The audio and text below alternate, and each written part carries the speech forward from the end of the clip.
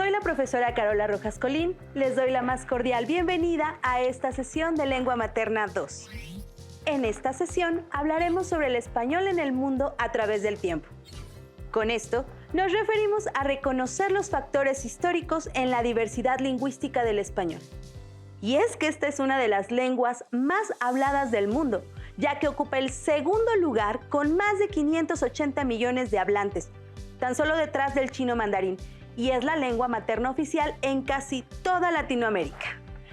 ¿Sabían que el español es el tercer idioma más usado en Internet? Eso les dará una idea más amplia de su importancia. El español, como toda lengua, es un sistema vivo, en constante proceso de cambio, de evolución continua. Así, hay palabras que van quedando en desuso y palabras nuevas que van integrándose en nuestra vida cotidiana. Reconocer los aspectos históricos en la diversidad del lenguaje español es crucial para entender, valorar y usar ampliamente el idioma. El aprendizaje esperado que desarrollaremos durante esta sesión es investiga sobre la diversidad lingüística y cultural de los pueblos hispanohablantes y tiene el propósito de reconocer factores históricos en la diversidad lingüística del español. Para ello, debemos tener claro que lo que define a un pueblo es su cultura, sus costumbres, sus tradiciones, conocimientos e ideas. Y todo esto se nota al momento en que utilizamos nuestra lengua materna. Los materiales que van a necesitar para esta sesión son cuaderno, lápiz o pluma para que puedan tomar notas. También podría ayudarles tener a la mano su libro de texto.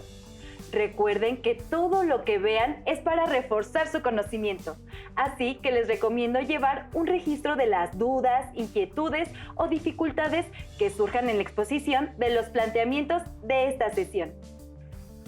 Muchas de estas ideas las podrán resolver al momento de consultar su libro de texto y revisar sus apuntes.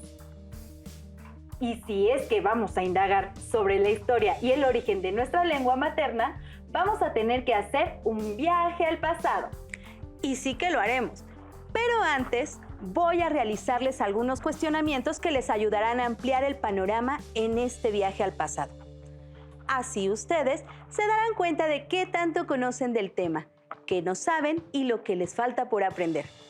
Les invito a reflexionar acerca de las siguientes preguntas y posteriormente podremos contrastar las respuestas.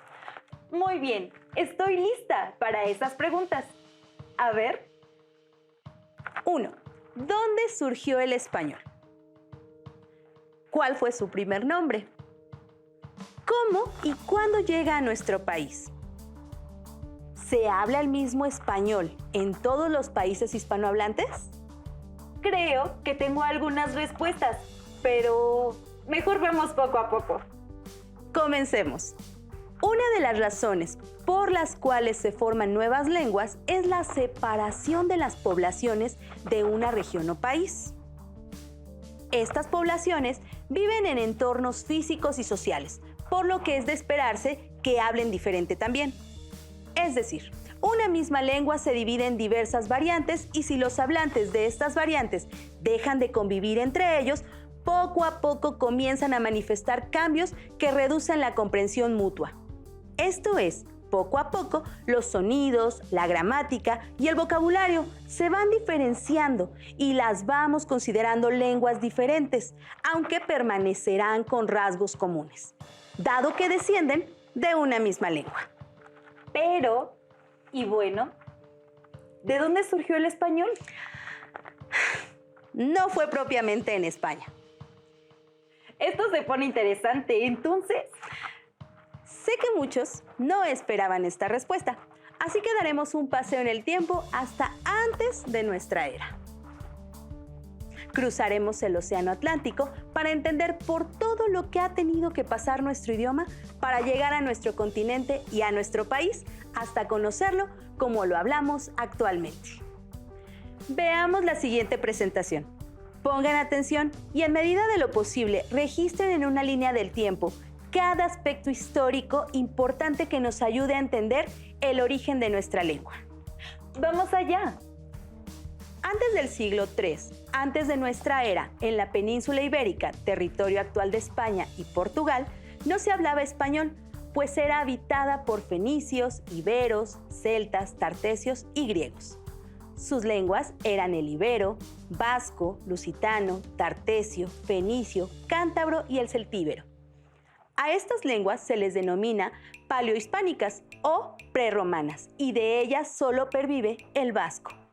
Todas estas lenguas se considera que son lenguas de sustrato, es decir, que aportaron a la lengua que llegó, en este caso el latín. Rasgos en los sonidos o en el vocabulario. Ahora veamos cuál fue la causa de su desaparición y qué pasó con ellas. Entre los siglos III y el I a.C., el Imperio Romano conquista la región del Mediterráneo, expandiéndose por Europa, norte de África y Medio Oriente, e imponiendo su idioma, el latín, separando la península en provincias. Con ello, comienza la romanización. El latín hablado comenzó a cambiar y se diversificó en los diferentes territorios conquistados, con lo que reemplazó a las lenguas prerromanas por las lenguas romances. ¿Sabías que las lenguas romances, según el diccionario de la lengua española, son las lenguas derivadas del latín como el español, catalán, gallego, italiano, francés, entre otras? Y es que fue tal la expansión del Imperio Romano y del latín que su influencia no desapareció como sucedió con otras lenguas. La prueba está en que muchos libros de ciencias sociales y naturales están escritos en latín. Así es, durante los primeros siglos de nuestra era hubo muchos cambios en Hispania, que era el nombre de la provincia romana que ocupaba la península ibérica. Hacia el siglo V, a Hispania comenzaron a llegar poblaciones germánicas, quienes hablaban gótico, y pese a que reinaron por 2 siglos, el latín, como hemos dicho, no desapareció. Por el contrario, seguía evolucionando y adoptando vocablos de cada lengua que conocía. Recordemos que el lenguaje está en constante evolución y un factor importante de esa evolución es la serie de conquistas, invasiones, dominios que han marcado la historia de los países donde se habla. Por ejemplo, en España, cuando los árabes conquistaron la península, se mantuvieron ahí durante 7 siglos. Mucho tiempo, y durante este largo periodo, el español evolucionó al convivir con el árabe, del que adoptó más de 4,000 palabras. La conquista árabe hereda al castellano palabras como almohada, alcohol, zanahoria, naranja, carmesí, alcachofa, berenjena, escabeche, fulano, jabalí, marfil y muchas más. De las lenguas germánicas se incorporaron palabras como guerra, blanco, bosque, tregua, espía o yelmo. Como podemos observar, el español es una lengua tan difundida que antes de desaparecer es capaz de aceptar préstamos o incluso ceder palabras a otros idiomas o aprender más. Para el siglo XIII, gracias a la labor de Alfonso X, mejor conocido como el Sabio, y de la producción escrita que se dio en su reinado, se logró la fijación del castellano. Ahora bien, no es sino hasta 1492 que Isabel I de Castilla y Fernando II de Aragón concluyen la reconquista con la toma de Granada, expulsando a los árabes de la península. Esto dará pie, junto con los cambios sociales de la época del Renacimiento, a una época muy intensa de modificaciones en la lengua española, durante el denominado Siglo de Oro. En esta época surgieron autores importantes de la lengua española, hasta nuestros días, como son Miguel de Cervantes, Teresa de Ávila, Francisco de Quevedo, Luis de Góngora. Y ya que llegamos a 1492, año en que el navegante Cristóbal Colón, impulsado por los reyes de España, comete un error al querer encontrar un mejor camino para llegar a Asia y llega a América. Un hecho histórico que marca el inicio de encuentro entre las civilizaciones americanas con las europeas. Y nos vamos acercando a la gran pregunta inicial: ¿cómo llega el idioma español a América? ¿Mediante soldados que acompañaban a los conquistadores y exploradores europeos?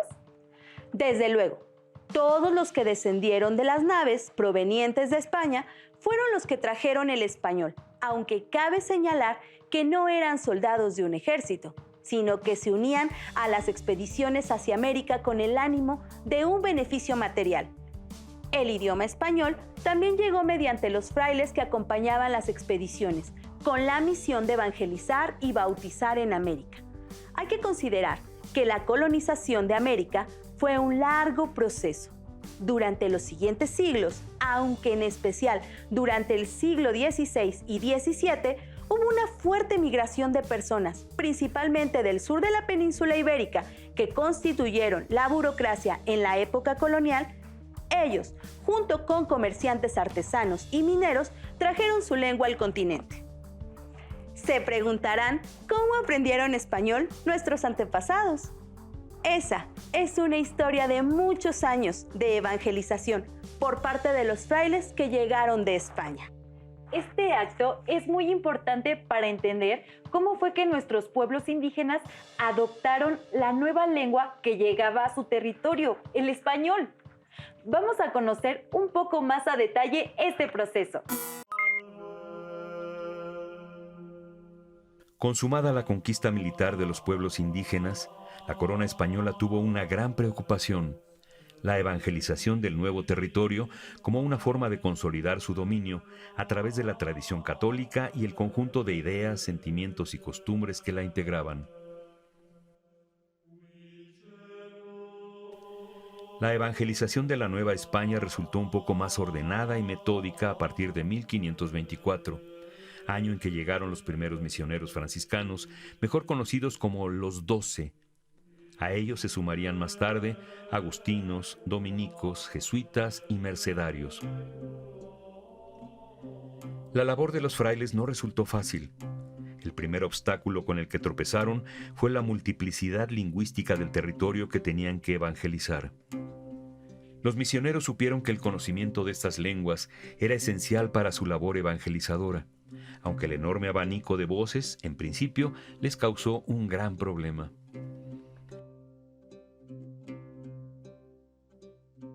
Los primeros intentos de comunicación resultaron muchas veces infructuosos e incluso cómicos, como la predicación mediante señas, que solo traía más confusiones. También lo intentaron con intérpretes, quienes las más de las veces distorsionaban la información, pues por ejemplo, la confesión resultaba odiosa y molesta a través de un intérprete. Más acertada fue la elaboración de unos librillos para la enseñanza del cristianismo, adaptando el método indígena de pinturas, con un texto explicativo en náhuatl.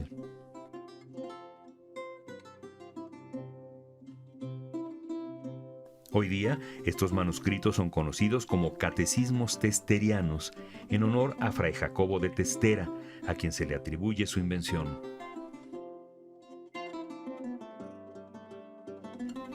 Otro procedimiento empleado por los evangelizadores consistió en escribir un breve sermón en castellano que se hacía traducir por algún intérprete. Enseguida, el fraile lo aprendía de memoria y lo declamaba ante los indios. Pronto tuvieron que renunciar a estos sistemas y concentrarse en el estudio de las lenguas vernáculas, principalmente el náhuatl. Para llevar la palabra de Dios a cada rincón, fue necesario poner libros en las manos de los religiosos, ya sea para que estudiaran las lenguas, para predicar la doctrina cristiana y para administrar los sacramentos.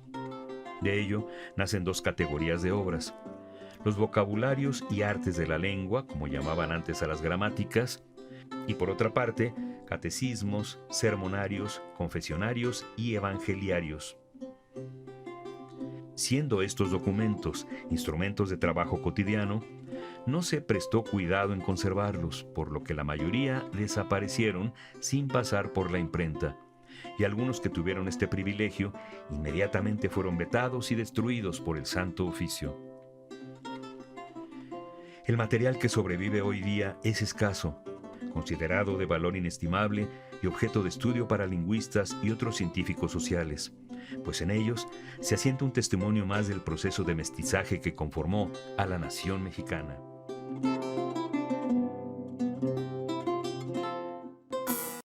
Es una verdadera pena que la mayoría de estos manuscritos en las dos versiones, tanto en español y en lenguas indígenas, no se conservaran. Lo importante de estos cruces de culturas es que ambos adoptan cosas de unos y de otros. Cierto es que el idioma español dominó, pero aún así, este se permeó de varias palabras de origen indígena. Claro, la nueva realidad del continente americano generó diversos aportes léxicos al español. Tal es el caso de las palabras maíz o canoa, del taíno, chile, tamal, chicle, chocolate o guajolote del náhuatl, carpa, llama, papa, del quechua, piraña y jaguar, del tupí, entre otras. Y bueno, adoptaron esas palabras porque adoptaron estos nuevos alimentos de origen americano a su propia gastronomía, como son el chocolate, el tomate, el aguacate. Además, con el paso del tiempo, llegaron también a nuestra lengua vocablos italianos como pizza, piano, dúo y franceses como menú, boutique o restaurante. Así que además de palabras, hemos compartido una fascinante gastronomía. Sin el tomate americano no existiría la pizza o el gazpacho. Así que el resultado de las mezclas son siempre sabrosas. Habrán notado que en nuestro vocabulario diariamente utilizamos estos extranjerismos germanos, árabes, franceses o italianos, además de los de Estados Unidos y de otros países. Algunos se han integrado de tal manera al español que ya no los sentimos como extranjerismos, sino como palabras con plena carta de naturalización en nuestra lengua. También el español ha sumado préstamos de lenguas asiáticas. Por ejemplo, del japonés sumamos más extranjerismos a nuestra lengua, como anime, tempura, futon, origami o tofu. Les invitamos a que indaguen en familia si conocen o recuerdan más palabras que en nuestro español haya adoptado de otros países y regístrenlas en su cuaderno. ¿Sabían que Miguel de Cervantes Saavedra, antes de ser escritor, era soldado y fue capturado después de la batalla de Lepanto y en prisión escribió El ingenioso hidalgo Don Quijote de la Mancha, la obra más representativa del español renacentista? Y gracias a que el Renacimiento retoma a los clásicos, es que se adoptan cultismos, es decir, palabras de origen griego o latín, tales como geógrafo, antídoto, enigma o evangélica. O sea que, además de las variantes de la lengua propias de la región donde se hablan, hay otros cambios producidos por el tiempo, tanto en el lenguaje oral como en el escrito. Sigamos en nuestro viaje por el tiempo. Veamos las diferencias entre el español que utilizaba Hernán Cortés en la época de la conquista de México y el que emplean ustedes actualmente. ¿Qué palabras y expresiones identifican como en desuso en su región? Y ellos respondieron que eran contentos de lo hacer ansí, pero todavía le requerían que les dejase su tierra, y ansí quedamos todos amigos. Y concertada esta amistad, les dijo el capitán que la gente española que allí estábamos con él no teníamos que comer, ni lo habíamos sacado de las naos, que les rogaba que el tiempo que allí en tierra estuviésemos nos trujesen de comer. Hernán Cortés, Cartas de Relación. ¿Identificaron algunas palabras o expresiones que consideran ya no se usan en su región? Al parecer, yo sí identifiqué algunas. Las palabras ansí y trujesen son algunas palabras que se encuentran en desuso por la mayoría de las personas que hablan español. Bueno, pues lo que no está en desuso son los retos. Así que vamos a hacer uno. Les invito a realizar un reto con las palabras que identificamos del texto anterior y que completen el siguiente cuadro con otras que utilizarían. A ver, yo digo que una de las que utilizaría en vez de ansí sería así. Y como trujesen, quizá trajeran. Y es que nos podemos dar cuenta de cómo nuestra lengua ha cambiado a través del tiempo, aunque sé que en algunas comunidades se sigue usando ansí. También existen otras palabras que solo se conservan en algunas comunidades, como mesmo, disque, ancina, fierro y naiden.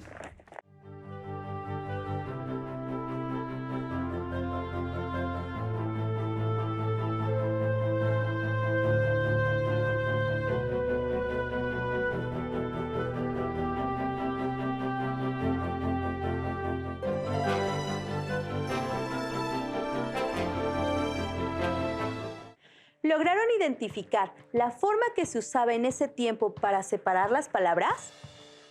¿Qué se consideraba para escribir no, ni, que y con? Profesora, la preposición con se escribía unida a la palabra que sigue, con sosiego, con ira y con ferocidad. Hoy, en cambio, son expresiones que se escriben con palabras separadas por un espacio, con ira, con sosiego. Así es. También con lo anterior podemos observar cómo la lengua escrita tiene una evolución en el tiempo. A partir de todo este gran contexto histórico, el español no ha hecho más que crecer y adoptar mayor importancia cada día. A continuación, veremos de forma muy breve algunos periodos relevantes relacionados con su expansión. Primer periodo. Los romanos inician la difusión del latín en la península ibérica. Segundo periodo. En la península ibérica, el latín evoluciona con formas distintas al resto de regiones donde se hablaba esa lengua. Tercer periodo. Termina el reinado de los visigodos. Inicia la adopción del árabe como lengua de comunicación en varias zonas de la península. Cuarto periodo. El castellano va imponiéndose paulatinamente como lengua general en el territorio de la península ibérica. Quinto periodo. A partir del siglo XVI, el español se expande fuera de Europa y llega a otros continentes. Como podemos observar, la lengua española ha recorrido mucho en tiempo y espacio y se ha ido transformando, pero sobre todo enriqueciendo. Ya lo dijo Francisco Moreno en su obra La lengua española en su geografía. El español es una lengua milenaria y por lo tanto ha experimentado muchas vicisitudes a lo largo del tiempo, en circunstancias políticas muy diversas y en entornos comunicativos muy dispares. Esa longevidad significa, por un lado, que la lengua ha sido instrumento de comunicación útil para una comunidad de hablantes durante un tiempo considerable y también significa que la lengua ha tenido que adaptarse a muy diferentes circunstancias a partir de las cuales ha enriquecido todos sus recursos lingüísticos. O sea, tiene la sabiduría de la antigüedad y la fortaleza de saberse rejuvenecida todo el tiempo en que ha ido evolucionando y enriqueciéndose. Acompáñenme a recorrer algunos cambios sociales que impactaron en la diversidad del español. Algunos cambios sociales que impactaron en la diversidad lingüística del español. Primero, autonomía del Condado de Castilla respecto del Reino de León. Segundo, la Reconquista. Tercero, crisis de la Baja Edad Media en el Reino de Castilla. Cuarto, las exploraciones españolas y la colonización de América. Quinto, los efectos de las reformas borbónicas. Sexto, independencia de los territorios hispanoamericanos. Séptimo, la constitución de las identidades nacionales. Octavo, la influencia de los medios de comunicación masiva en la época contemporánea. Indiscutiblemente, la historia y cultura de cada país impulsan los cambios constantes de la lengua. ¿Se habían imaginado todo lo que nuestra lengua ha vivido para llegar a nosotros? Como dice Antonio Alatorre en su libro Los 1001 años de la lengua española. La lengua española goza de buena salud, está en constante cambio, como todo lo que tiene vida. Si una lengua no cambia o evoluciona, está destinada a morir. Entonces, ¿podríamos hablar y escribir como queramos o es importante seguir ciertas reglas para usarlas? Todas las lenguas cambian de modo imperceptible e inevitable. Lo verdaderamente esencial es conocer más sobre nuestra lengua y transmitirla a las nuevas generaciones, permitiéndole vivir, cambiar y evolucionar. Hemos dicho a lo largo de esta sesión lo bella y rica que es nuestra lengua materna, español. Vayamos de regreso al pasado. El siguiente es un fragmento del Cantar del Mío Cid. Primero lo leeremos en español actual y luego en el antiguo. Cantar de Mío Cid. De los sus ojos tan fuertemente llorando, tornaba la cabeza y estábalos catando. vio puertas abiertas y postigos sin candados, alcándaras vacías, sin pieles y sin mantos, y sin halcones, y sin azores mudados. Suspiró mi Cid, pues tenía muy grandes cuidados. Habló mi Cid, bien y tan mesurado. Ahora escuchemos la versión en español antiguo. De los hoyos, tan fuerte mi entré llorando, tornaba la cabeza e estaba los catando. Vio puertas abiertas e uzzos sin cañados, alcándaras vacías, sin pielles e sin mantos, e sin falcones e sin azores mudados. Sospiró mi Cid, que mucho había grandes cuidados. Fabló mi Cid, viene tan mesurado. Por español antiguo nos referimos a aquel hablado en la península ibérica, entre el siglo IX hasta entrado el siglo XV aproximadamente. Así es. ¿Sabían que la primera obra extensa de la literatura en español medieval es justamente el Cantar de mi Cid? También llamado el poema de mi Cid, creado a finales del siglo XII o principios del XIII por un autor anónimo. ¡Wow! Una obra tan importante en nuestra lengua y no sabemos quién escribió. Valorar y respetar nuestra cultura implica reconocer que cada persona, cada pueblo y cada país del mundo tienen una historia que contar, con momentos hermosos y con eventos trágicos. Lo que debe ser un hecho es que debemos aprender a no juzgar a nadie por su manera de hablar, pues todos somos diferentes. Así es, no olviden que nuestro aprendizaje esperado fue investiga sobre la diversidad lingüística y cultural de los pueblos hispanohablantes. Y el propósito fue reconocer factores históricos en la diversidad lingüística del español.